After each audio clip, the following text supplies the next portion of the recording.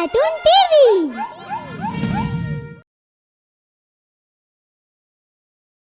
बहुत समय पहले एक घने जंगल में एक राक्षस आता है। राक्षस जंगल के जानवरों को देख उनसे बोलता है, क्या मैं आप सभी के साथ रह सकता हूँ? तुम यहाँ क्यों रहना चाहते हो? मेरे पास कोई घर नहीं है, कृपया मुझे यहाँ रहने दें। नहीं, तुम यहाँ नहीं रह सकते। तुम्हें देखकर सारे जानवर डर रहे हैं। मैं किसी को परेशान नहीं करूँगा, कृपया मुझे रहने दें। मेरे पास रहने के लिए कोई जगह नहीं, मुझे अकेले रहना पसंद नहीं है। महाराज, मुझे लगता है हमें इस राक्षस को यहाँ रहने देना चाहिए। हाँ, हमें हर जरूरतमंद की मदद करनी चाहिए। ठीक है, तुम यहाँ रह सकते हो, लेकिन तुम कभी भी किसी जानवर को नुकसान नहीं पहुँचाओगे। वैसे तुम्हारा नाम क्या है? मेरा नाम बब्बू है और मुझे आपकी कही हर बात मंजूर है। बब्बू जानवरों के साथ जंगल में खुशी खुशी रहने लगता है। धीरे धीरे जानवर बब्बू से दोस्ती कर लेते हैं, लेकिन अभी भी कुछ जानवर बब्बू को नापसंद करते हुए उसकी हर बात में खामी निकालते रहते थे। एक दिन बब्बू चिड़िया की मदद करने के लिए उसके बच्चों को पेड़ की निचली डाली से उठाकर ऊंचाई पर रख रहा होता है। मैंने कहा था इसे यहाँ ना रहने दे। अब देखो, ये चिड़िया बहन के बच्चों को खा रहा है। बंदर की आवाज सुनकर सभी जानवर वहाँ आ जाते हैं। उन सभी के साथ चिड़िया भी वहाँ पहुँचती है। सभी अपनी आंखों से देखो, तुम भी देखो चिड़िया बहन, ये तो मैं आ गया, नहीं तो आज ये राक्षस तुम्हारे बच्चों को खा ही जाता। बंदर भाई, तुम गलत समझ रहे हो। मैं अपना घोंसला निचली डाली से हटाकर ऊंची डाली पर बना रही थी, जिसके लिए मैंने बब्बू भाई से मदद मांगी थी कि वे धीरे से मेरे बच्चों को उठाकर नए घोंसले में रखते। बंदर भाई, हमें पता है कि तुम हम सबकी चिंता करते हो, लेकिन फिर भी तुम्हें किसी के बारे में कुछ भी बोलने से पहले थोड़ा सोचना चाहिए। आखिर बंदर ने ऐसा क्या गलत कर दिया? वह तो बस चिड़िया की भलाई सोचकर ही बोल रहा था। वैसे भी हम इस राक्षस पर भरोसा नहीं कर सकते। काव काव। जानवरों की बात से दुखी होकर बब्बू वहाँ से चला जाता है। बब्बू को जाते देख कबूतर उसके पीछे चला जाता है।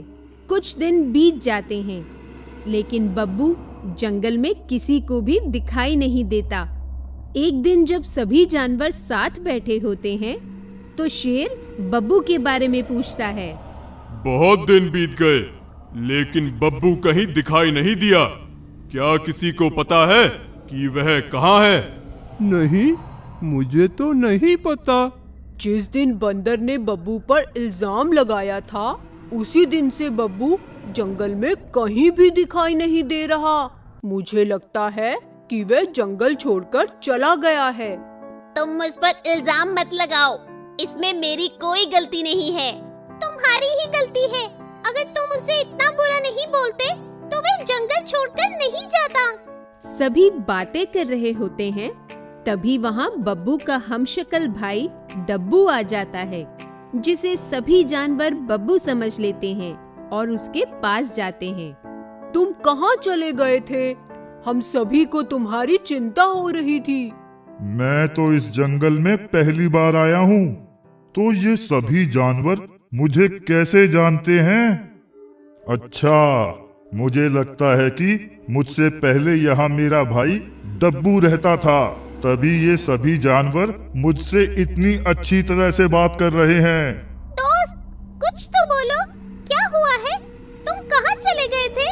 हाँ, मैं कुछ दिनों के लिए जंगल से बाहर चला गया था, लेकिन तुम सभी के बिना मेरा मन नहीं लगा, तो मैं वापस आ गया। यह तुमने बहुत अच्छा किया।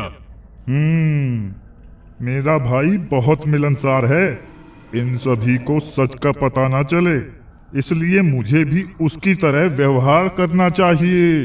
डब्बू अपने आप को बब्बू की तरह दिखाने के लिए वहां खड़े सभी जानवरों को एक एक करके गले लगाना शुरू कर देता है। इसी बीच वह बंदर को भी गले लगा लेता है। ये देखकर सभी जानवर एकदम आश्चर्यचकित रह जाते हैं। ये बब्बू बंदर को गले क्यों लगा रहा है?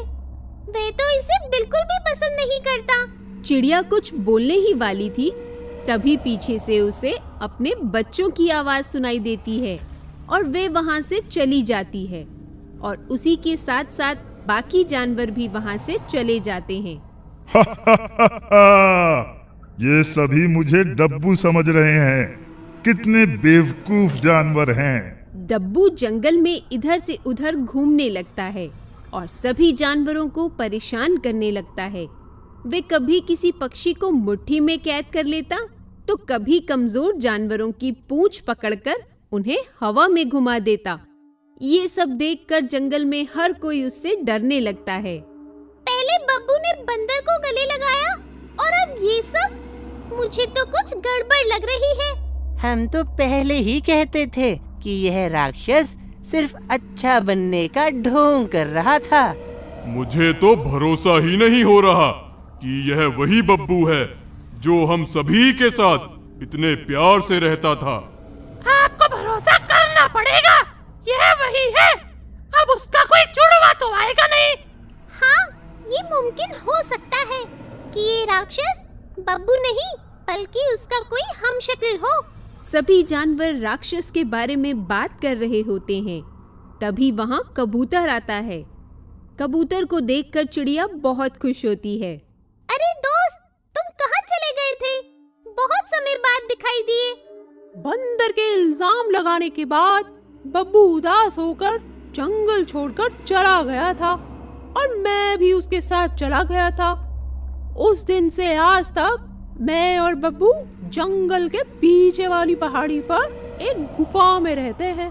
आज मुझे तुम सभी की बहुत याद आ रही थी, इसलिए मैं तुमसे मिलने आ गया। और बब्बू वो कहाँ है? वो गुफा में ही है। अगर वह गुफा में है तो जाओ और उसे लेकर आओ। कबूतर फट से उड़ जाता है और बब्बू के पास जाकर उसे सारी बात बताता है। जिसके बाद बब्बू कबूतर के साथ जंगल में वापस आता है। बब्बू और कबूतर को साथ आते देख सभी एकदम हैरान रह जाते हैं। अगर बब्बू कबूतर के साथ है तो फिर जंगल में जो रह रहा है वह राक्षस कौन है? कौवा राक्षस की बात करता ही है, तभी डब्बू वहाँ आ जाता है।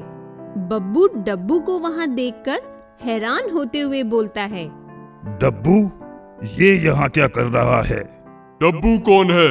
डब्बू मेरा जुड़वा भाई है, लेकिन हम दोनों में जमीन आसमान का फर्क है।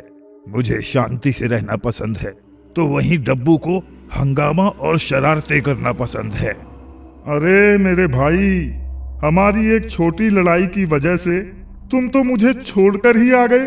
हाँ, इसी वजह से तुम यहाँ आकर मेरे नाम से इन सभी जानवरों को परेशान करने लगे।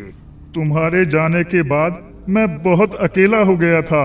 मेरा कोई भी शरारत करने का मन नहीं करता था, लेकिन यहाँ आते ही मुझे पता चला कि तुम भी यहाँ हो, तो मुझे लगा अगर मैं शरारत करूँगा तो तुम मुझसे मिलने जरूर आओगे। मुझे माफ कर दो, मैं फिर कभी किसी को कोई नुकसान नहीं पहुँचाऊंगा। बस तुम मुझे छोड़कर दोबारा कहीं मत जाना। डब्बू की बात सुनकर बब्बू का दिल पिघल जाता है और वह अपने भाई को माफ कर देता है और वे दोनों राक्षस भाई जंगल में सभी जानवरों के साथ रहने लगते हैं। तो बच्चों, इस कहानी से हमें ये शिक्षा मिलती है कि हमें सदैव अपनों के साथ मिलजुल कर रहना चाहिए।